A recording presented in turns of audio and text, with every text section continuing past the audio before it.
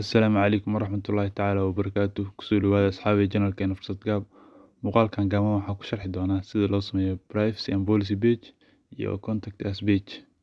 Labadooduba waxay ka mid yihiin requirementska uu ka rabo Google AdSense si uu ku soo aqbalo. Aan ku hormarno privacy and policy page. Privacy and policy page si aad u sameysid marka hore waxaad ku dhufanaysaa meesha ku qoran settings-ka tagay. Settings-ka markaad tagtid kadib privacy ka sii tagay. Privacy meesha ku qoran tahay click ku siinay. Click markaa ku siisid shaashadan ku soo baxayso.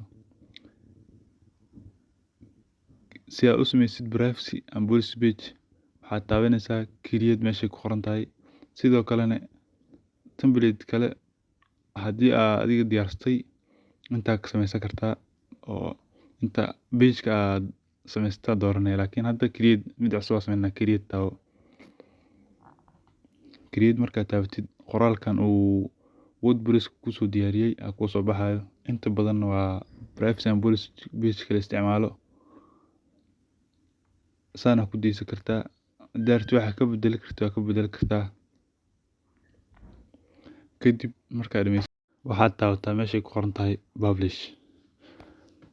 publish markaa taabatid kadib waa ka bixi kartaa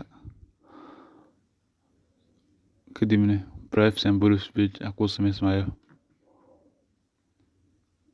waa kaasa ani hore igu sameysnaay midkaan cusub waa iska dileedaya marka aragtina iska bixisid trash meesha ku qoran taabanay kadibna saasi automatic u bixi doono meesha qaybta labaad aan gudubno contact us page si loo sameeyo. Contact us page waa page-ka oo dadka ay kala soo xiriiri lahaayeen. Page si aad u sameysid waxaad tagaysaa meesha ku qoran tahay plugins kadib new ku sii dhufo add new ku dhufanay. Shaashada markay ku soo baxdo waxaa sameynaya meesha search-ga waxa ku qoray plugin-ka lagu sameeyo contact us page waa WP Forms. Search raadi kadib waxa ku soo baxayo plugin-kan oo WP Forms-ka ani hadda uu digsan yahay hadda waxa laga rabaa inaad install dhahdid kadib activate gelisid. Install dhahe wax yar sugi active ku soo baxayso kadib active ku taawo saas ku soo galaa kadib wuxuu ku soo muuqanaya geeskaas meeshaas ay ku qoran tahay WP Forms ku soo qormanaysa meeshaas asaga click ku siinay.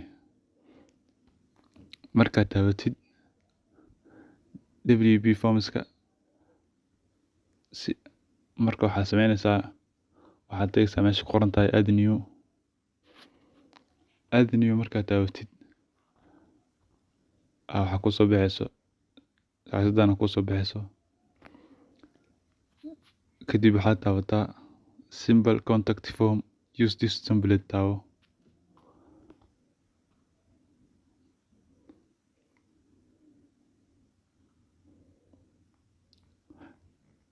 kadib shaashadana ku soo baxayso saana kugu sameysan yahay save leedahay bas save markaa dhahdid kadibna waa ka baxaya. waxaad tagaysaa meesha ku qoran tahay pages meesha ku qoran tahay ku dhufo add new page kadibna meesha ku qoran tahay ku sii dhufo si aad page cusub oo contact us page u sameysid. Title-ka waxa u dhigtaa contact us ama contact me mid ka rabtid kadib hoostag waxaad ku dhufataa meesha ku qoran tahay plus-kaas waxaad raadisaa WP Forms ku soo baxaya ku dhufo select markuu ku dhaho contact form-ka soo sameystay ku dhufo hadda simple contact form aan soo sameeyay ku dhufo kadibna si automatic ku soo galaa form-ka data sameysay kadibna waxaad taabanaysaa meesha ku qoran tahay publish taabanay kadibna saas ku sameysmay contact us page. Contact us page markaa sameysid iyo privacy and policy page. Page saddexaad oo loo baahan yahay sameysid waa terms and conditions. Terms and conditions saa u sameysid waxaad tagaysaa meesha ku qoran tahay plugins, add new kadib taawo. Markaad taawatid search-ga waxaa ku qortaa pluginka lagu sameeyo terms and conditions. Magaciisa waa WP Auto Terms. Qor kadib search ku dhufo, enter dheh. kadib sida data camal install soo dheh, activate dheh. Ani hadda way degsan yahay, install aa dheh, wax yar sugay kadib activate aa dheh, kadibna gees ka soo muuqanaa sida data camal. Asaga taganay WP Auto Terms ku dhufo. laba qaab u sameyn kartaa new page inaad geeskan oo meesha ku qoran tahay add legal page meesha ku qoran tahay inaad ku dhuftid, ama korkaas inaad ku dhuftid. Korkaas ku dhufo add legal page meesha ku qoran tahay. Markaa ku dhufatid shaashadana ku soo baxayso privacy and policy page ka data aan sameynay sidoo kale intan waa ka sameyn kartaa. Hadda waxaa u baahanahay terms and conditions. Terms and conditions waxaa ku dhufataa meesha create ku qoran tahay. Create terms and conditions ka hoosteeda create ku dhufo. Create markaa ku dhufatid waxaa laga baahan yahay formka inaad buuxisid, kadibna si automatic ah kugu buuxinaya. Meesha koowaad waxaa gelinaysaa website-kaaga, meesha website-ka URL-kiisa. Meesha labaad waa website magaciisa, inta kadib Soomaaliya dooro. Meesha saddexaad Soomaali markaad dooratid, meesha afraad uu imaa company waaye waa ka tagi kartaa, optional waaye. Hadda company leedahay ku qori kartaa. Users haddii account sameysan karaan website-kaaga, blog badan inta badan lama sameeyo website, account lama sameeyo, no dheh. Inta waxaa dhahdaa yes dheh, waxaa dhahdaa no. Hadda contactigaada si toos u leedahay meelaha kan keenin, yes aa dheh, haddii kalena no dheh. Meesha afraad waxaa waaye userskiina inaad ka xirtid haddii website-kaaga caayaan, yes ka dhahaydana. Meeshan waxaa waaye haddii wax isbedel lacaan 15 maalin gudahood ogeysii hadduu isbedelaan wax. Meeshan ugu dambeysana yes dheh, kadib meesha ku qoran tahay create taawo.